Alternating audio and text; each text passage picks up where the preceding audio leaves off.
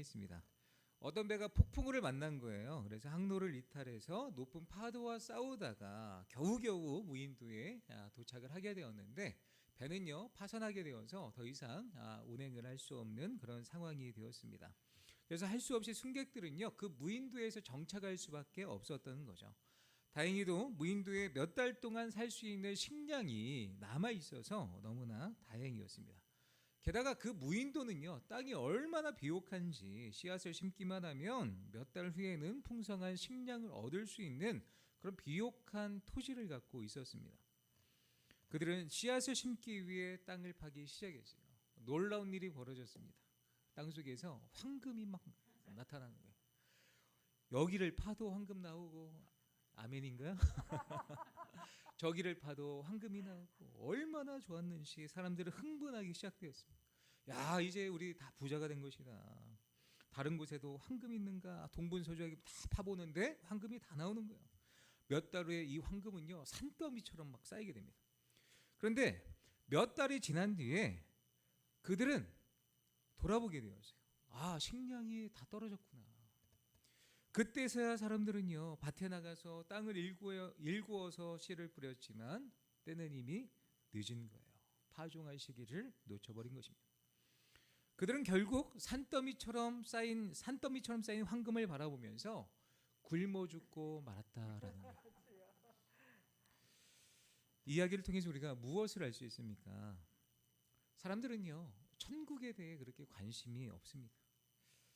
세상에서 좋은 집을 사서 이사갈 준비는 정말 잘 하면서도 인생의 마지막 이사지인 천국에 대한 준비는 그렇게 많은 사람이 준비를 하고 있지 않다는 거죠.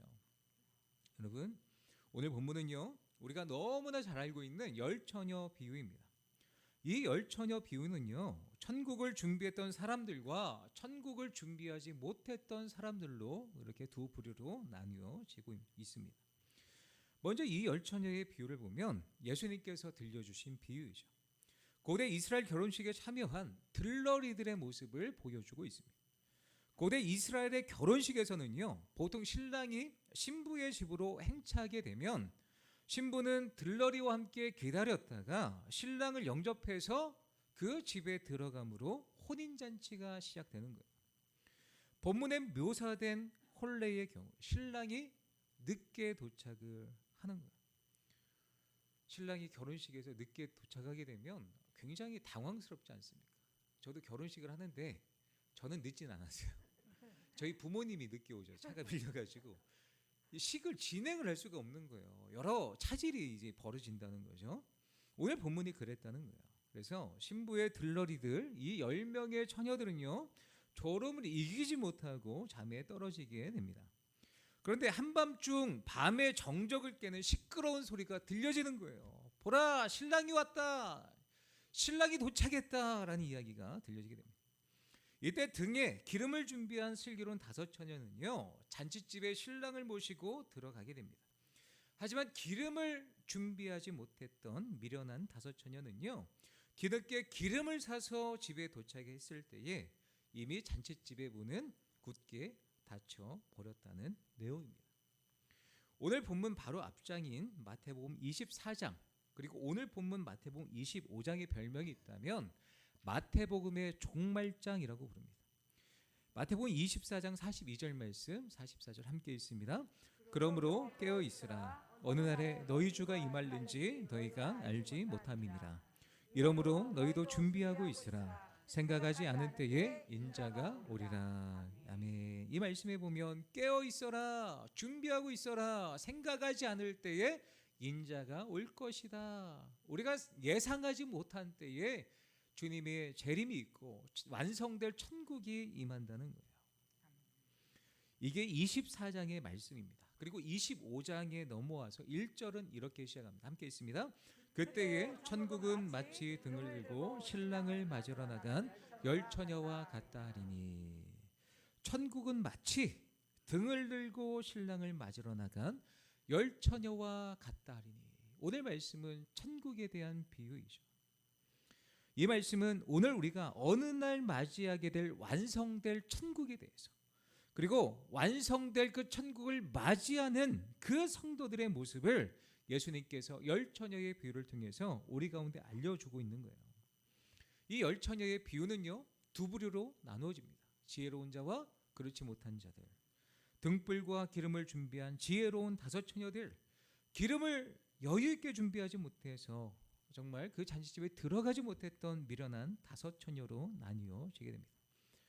그다음에 이 두 부류의 차이가 무엇이었는지 구체적으로 살펴보면서 우리가 완성될 그 천국을 어떻게 준비하면 좋겠는가, 또 성도로서 정말 하나님이 정말 우리 가운데 주시는 그 완성된 천국을 종말론적인 삶을 우리가 하나님 앞에서 어떻게 살 것인지 우리가 말씀을 통해 구체적으로 살펴보겠습니다. 첫 번째로 이 두 부류의 차이는 무엇이었을까요? 함께 있습니다.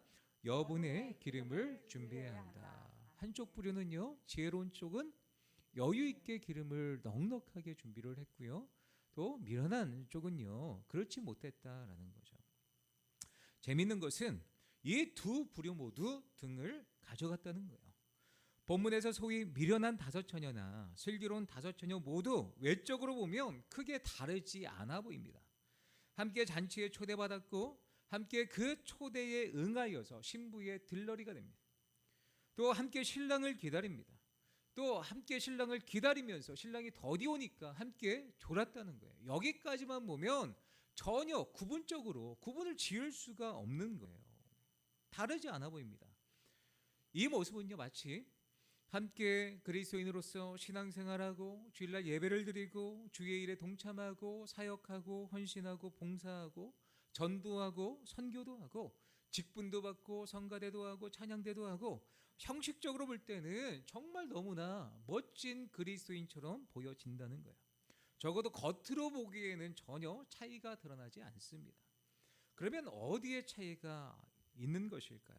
함께 있습니다. 미련한 자들은 등을 가지되 기름을 가지지 아니하고 슬기 있는 자들은 그릇에 기름을 담아 등과 함께 가져갔더니. 이 두 그룹의 차이는요, 어떤 부류는 여분의 기름을 넉넉하게 준비를 했고 어떤 부류는 여분의 기름을 준비하지 못했다는 거예요.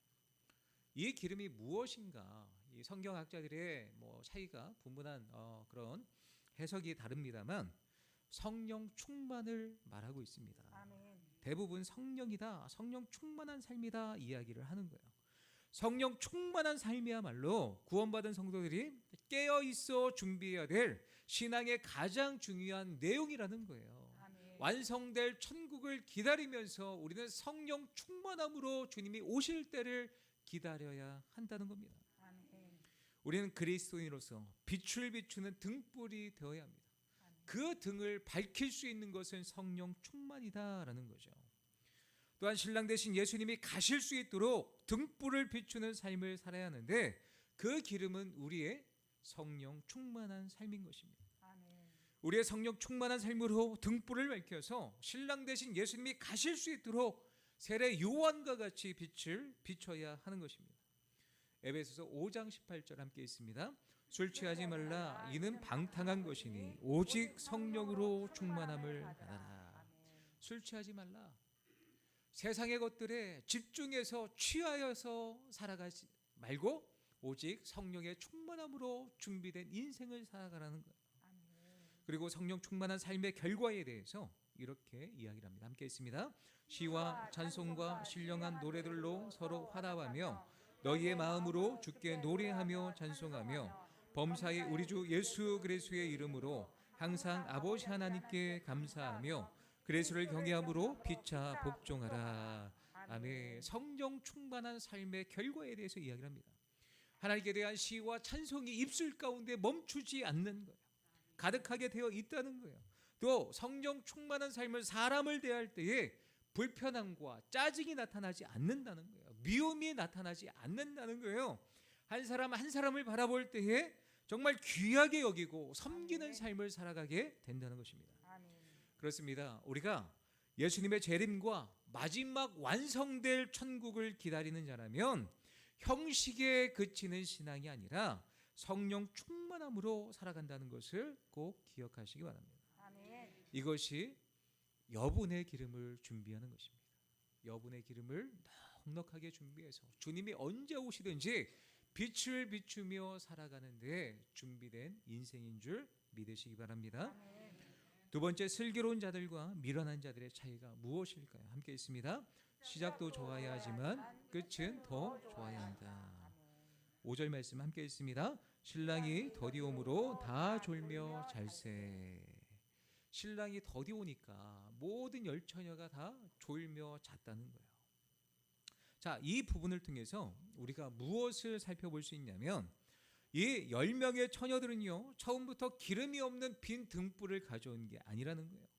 그들은 모두 기름을 준비했는데 그것은 신랑이 언제쯤 올 것인지 자기들의 생각대로 등불을, 기름을 준비했다는 거예요. 하지만 신랑은요, 그들이 생각하고 그들이 기대했던 그때에 오지 않았습니다. 즉 미련한 5 처녀는요, 자신의 생각이 옳다고 여기고 과신했던 거예요. 일찍 오겠지, 설마 늦게 오겠어라는 생각으로 기름을 조금만 준비했다는 것입니다. 그러나 신랑이 오는 결정적인 순간에 기름이 떨어지고 만 거예요. 여분의 기름을 준비하지 않은 미련한 처녀들은 자기 생각과 자기 방법을 과신한 데 문제가 있었습니다. 처음은 좋았어요. 그런데 끝은 더 좋아야 되는데, 신랑을 맞이해서 혼인잔치에 기쁨의 잔치로 함께 들어가야 되는데 그 끝은 좋지 못했다는 거예요. 이것을 통해 우리가 무엇을 알 수 있습니까? 신앙은요, 시작도 좋아야 되고 끝은 더 좋아야 한다는 거예요. 우리가 처음에 뜨겁게 신앙생활을 했는데 신앙이 점점 식어지고 있다면, 또 첫사랑의 뜨거움이 사라지고 있다면 우리를 점검해 봐야 한다는 것입니다. 또한 우리의 신앙이 과거에만 머물러서는 안 된다는 거예요. 과거에 내가 신앙생활 어떻게 해요? 내가 금식기도 40일을 내가 해봤고, 방언기도도 해봤고, 전도 100명 이상 해봤고, 교회에서 봉사도 하고 충성도 하고 교회학교 부장으로 수십 년을 내가 봉사하고, 물론 이런 추억들을 간직하는 거 좋죠. 영적인 추억이 있는 건 매우 중요한 것입니다. 그러나 신앙이 과거에만 머물러 있는 것은 결코 주님이 기뻐하지 않는다는 거예요. 신앙의 뜨거움이 점점 사그러들어서 형식만 남는 그런 신앙은 우리 가운데 없진 않은지 우리가 돌아봐야 한다는 것입니다. 음악 용어 중에 이런 용어가 있어요. 크레센도, 점점 크게, 그리고 반대 데크레센도, 점점 작게. 우리는 어떤 종류의 신앙인 것 같습니까? 점점 우리의 신앙이 커지는 그런 신앙인지, 아니면 점점 작아지고 있는 그런 신앙인지 우리를 한번 점검해 봐야 합니다. 이왕이면 크레센도의 신앙이 되시길 바랍니다. 아멘. 사도 바울은 고백합니다. 함께 있습니다. 그러므로 우리가 낙심하지 아니하노니 우리의 겉사람은 낡아지나 우리의 속사람은 날로 새로워지도다. 아멘. 사도 바울이 뭐라고 고백한다고요? 겉사람은 낡아지는데, 연약해지는데 우리의 속사람은 날로 새로워진다, 강건해진다라는 거예요. 이것을 신학적 용어로 뭐라고 하냐면 성화입니다. 성화. 우리는 그리스도인들은 성화를 추구하는 삶입니다. 점점 믿음이 커지는 거예요. 적어지지 않습니다. 동일하지 않아요. 어제보다 오늘보다 내일의 우리의 신앙이, 믿음이 더 견고해진다는 거예요. 날이 지나면 지날수록 우리의 신앙의 깊이가 더 깊어지시기를 예수님의 이름으로 축원합니다. 이 사도 바울의 고백은요, 권면은요, 쉬운 말로 신앙의 명장이 되라, 신앙의 달인이 되라라는 말입니다. 명장이라는 말을 아십니까? 세월이 지나면 지날수록 어떤 분야에 있어서 장인이 되는 거예요. 눈 감고도 막 그릇을 만들고, 눈 감고도 일을 척척 해내는 그런 장인, 신앙의 장인이 되라는 거예요. 우리가 신앙생활을 할수록 신앙의 장인이 되어서 더 주의 말씀에 순종하고, 더 믿음이 강해지고, 더 겸손해지고, 더 섬기고, 더 낮아지고, 이런 신앙의 명장이 되어야 합니다. 또 오늘 본문을 통해서 미련한 자들의 모습을 한 번 더 살펴보실까요? 같이 있습니다. 미련한 자들이 슬기 있는 자들에게 이르되 우리 등불이 꺼져가니 너희 기름을 좀 나눠달라 하거늘, 슬기 있는 자들이 대답하여 이르되 우리와 너희가 쓰기에 다 부족할까 하노니 차라리 파는 자들에게 가서 너희 쓸 것을 사라 하니. 이 말씀에 보면 미련한 자들은요, 있는 자들에게 기름을 좀 나눠달라. 자기들은 준비를 안 했잖아요. 요거를 좀 죄송합니다. 이런 표현이 좀 이렇게 그런데 얍삽한, 굉장히 얍삽한 그런 모습이지 않습니까? 자기 자신을 과신하고 또 자기의 판단을 과신해서 기름을 적당히 준비했던 이 사람들은요, 신랑이 온다는 소식에 당황했고 여분의 기름을 준비했던 사람들에게 통사정을 하게 된 거예요. 기름을 좀 나눠달라, 기름을 나눠달라는 거예요. 하지만 지혜로운 자들은요, 함께 쓰기에 부족할까 하니 차라리 기름을 사와라 이야기를 합니다. 이 말씀을 보면 신앙이 있는 자들, 그런 준비된 자들이 너무한 것처럼 여겨집니다. 그러나 예수님께서 이 비유를 통해서 확실하게 알려주시는 것이 무엇입니까? 신앙은 개개인의 것이라는 거예요. 아멘. 신앙은 아나바다 운동이 아니라는 거예요. 신앙을 아껴 쓰다가 다른 사람 나눠주고, 신앙을 나눠 쓰는 것, 또 바꿔 쓰는 것, 신앙을 다시 쓰는 것이 아니라는 거예요. 다시 말하면 개인의 신앙으로 구원을 받는 것이지 남의 신앙으로 구원받는 것이 아니라는 겁니다. 아멘. 저는 모태 신앙입니다. 모태 신앙들의 특징이 무엇이냐면 나는 못해. 그래서 모태 신앙인가? 저는요, 신학교에 가서 충격을 받은 것이 있다면 제가 모태 신앙이지만 나에게 정말 믿음이 있는가라는 부분이었습니다. 누군가가 저한테 이런 질문들을 참 많이 해요. 신학교에 가보면 어떤 질문을 많이 하냐면 예수님을 언제 만났습니까? 예수님을 정말 인격적으로 만나서 믿습니까? 당신의 구세주를 믿습니까? 라는 질문을 정말 많이 들어요. 그럼 그 어떤 질문을 들을 때면 저는요, 막 화를 내면서 20살 때, 21살 때 뭐라고 이야기를 하냐면 예수님 만나기 이전에 뭐라고 고백을 했냐면 무슨 소리 하는 거냐고, 나 모태신앙이라고, 유아 세례 받은 사람이라고, 성골 중에 성골이란 말이에요. 청교도적 가정에서 가정 예배 매일같이 새벽 예배 아침 저녁을 하는 부모님이 우리 부모님이라고, 감리교회 수십 년 동안 신앙생활 하시며 장로님 권사님의 가정에서 태어난 사람이라고 이렇게 대답을 했어요. 마치 사도 바울처럼 난지 8일 만에 할례를 받고 이스라엘 족속이요 베냐민 지파요 히브리인 중에 히브리인이요 율법으로는 바리새인이다 고백했던 그 사도 바울의 고백처럼 제가 그렇게 고백했다는 거죠. 저는 신앙의 뿌리가 있는 사람이라고 착각했던 적이 있습니다. 물론 모태신학의 장점도 있겠죠. 기독교 영향권 아래서 하나님을 더 많이 예배하는데 참여를 하고 기독교의 영향을 받고 말씀 듣고 기도하고 복음을 더 많이 듣죠.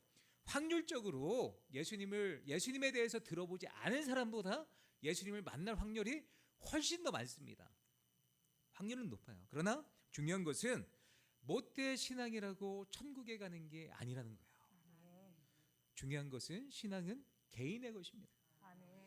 부모님의 것을 제가 나누어 가지고 천국에 갈 수 있는 것이 아니라는 거예요.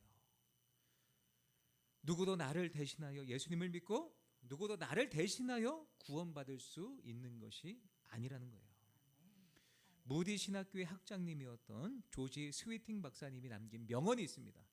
하나님께는 자녀만 있지 손자가 있을 수는 없다.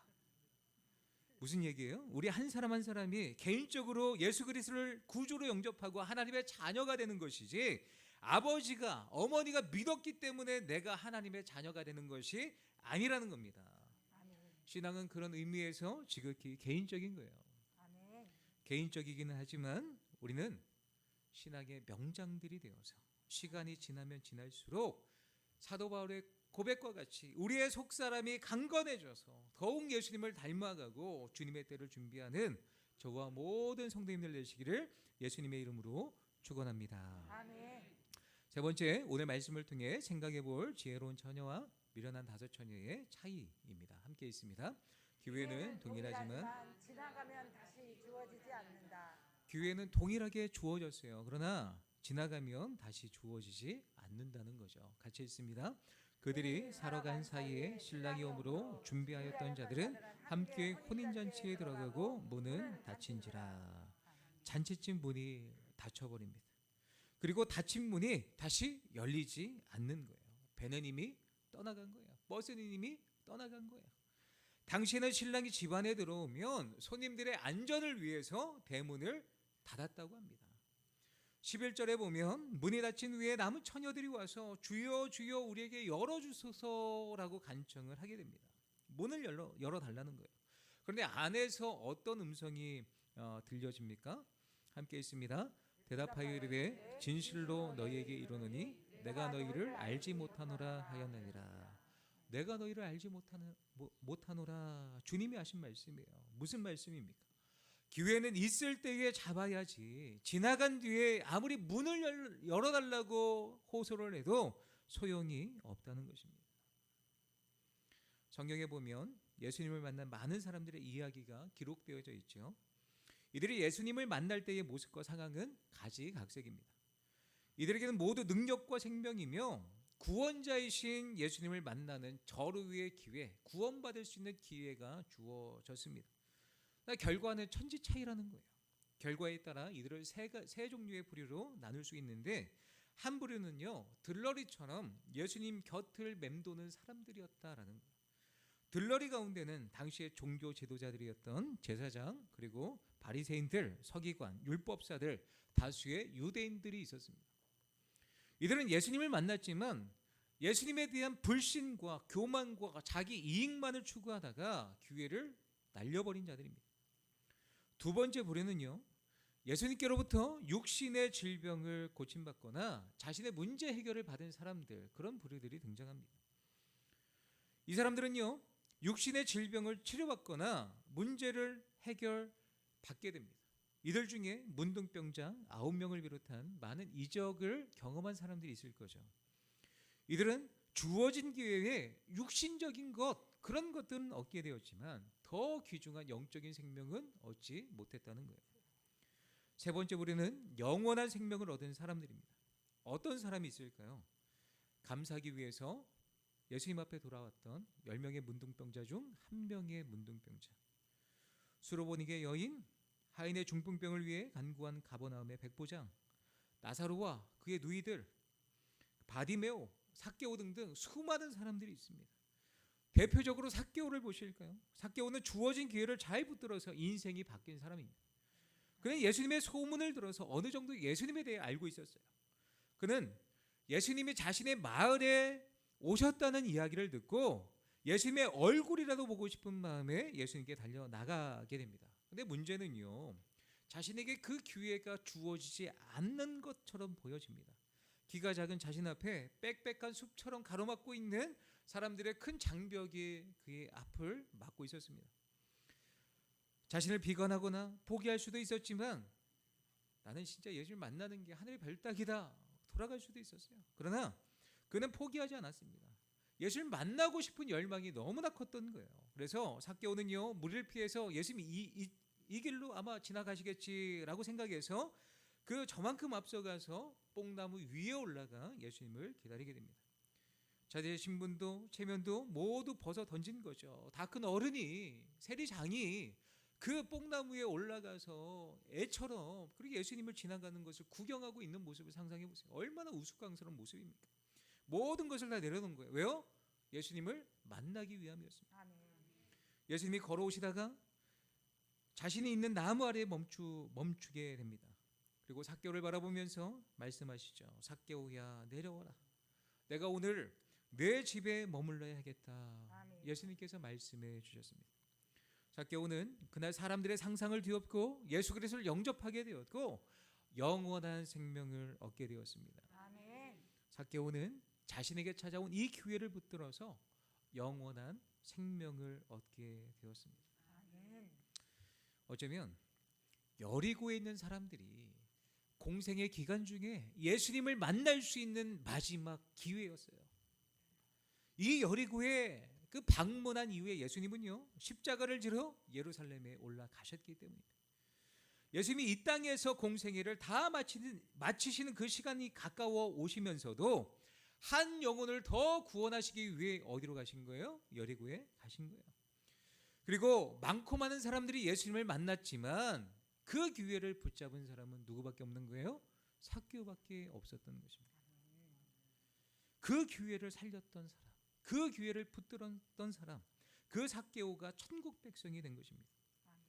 많은 자들이 예수님이 오신 공생애 때에 그 기회를 붙잡지 못했지만 삭개오는 그 기회를 잡았습니다. 예수님이 이 땅에 오셨을 때 예수님을 영접함으로 영원한 생명을 얻은 축복을 얻게 된 것입니다. 아멘. 그렇습니다.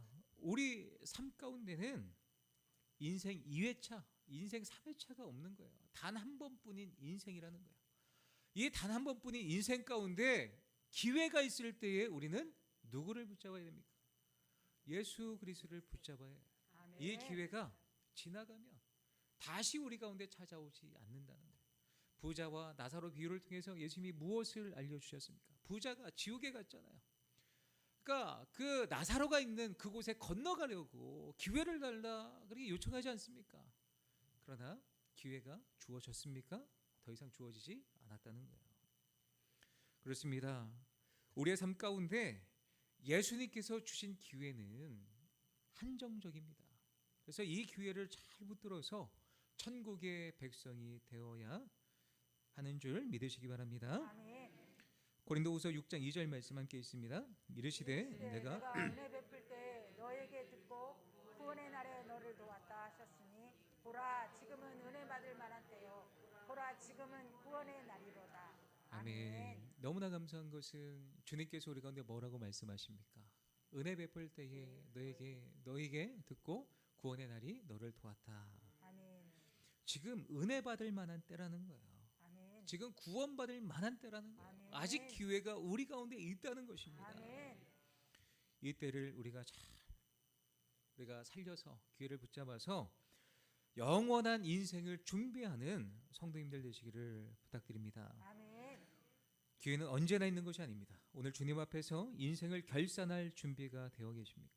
만약 오늘이라도 죽는다면 천국 갈 수 있으십니까? 아직 기회의 문이 열려 있습니다. 구원받을 기회, 주님을 섬길 수 있는 기회 항상 있는 것이라고 착각하지 않으시길 바랍니다. 아직은 잔치집의 문이 열려 있습니다. 예수님을 붙들고 성령 충만하여서 잔치집에 들어가시는 저와 모든 성도님들 되시기를 바랍니다. 아멘. 오늘 설교는 13절 말씀을 함께 읽음으로 말씀을 마치겠습니다. 함께 있습니다. 그런즉 깨어있으라 너희는 그날과 그때를 알지 못하느니라. 아멘. 기도하겠습니다.